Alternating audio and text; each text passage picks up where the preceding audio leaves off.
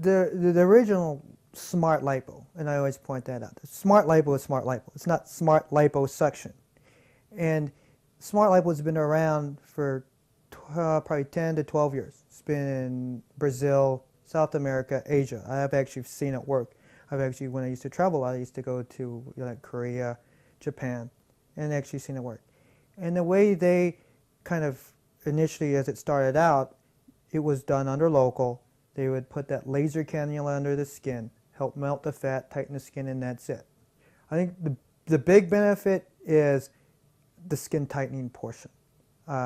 In fact, when I do the SmartLipo portion, or I spend the majority of the time right under the skin, right under the dermis, where you can generate the heat, which in turn helps tighten the skin.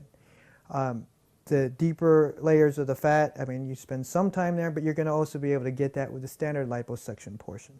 So I think the big benefit with the SmartLipo, the skin tightening, you can say that you have a little less bruising because it's a heat, and heat coagulates the small little vessels. The information that's so readily available on the internet, most people come in asking almost specific questions, and it's probably one of the most important areas. One, whether the surgeon or the doctor is, very good, great, excellent, but part of that whole process of surgery, and especially when it's elective cosmetic surgery, you have to feel comfortable with the doctor.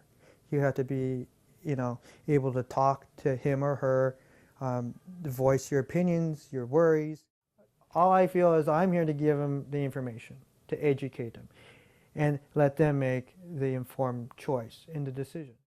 The key is for them to come in, what they need to be addressed. And I think it's a lot of people are like, oh, I don't want to go in, or I'm afraid to. I mean, for example, this practice, all our cosmetic consults are free. I mean, so there is really no downside. I mean, you're not paying out money. I mean, as long as you make the appointment and come in, rather, we don't encourage, obviously, people making appointments and then not coming in. And that way, everyone can be on the same, on the same page. And a lot of these technologies and techniques have been around in Europe and Brazil, 10 years before it even comes to the U.S. So it's good to get that input.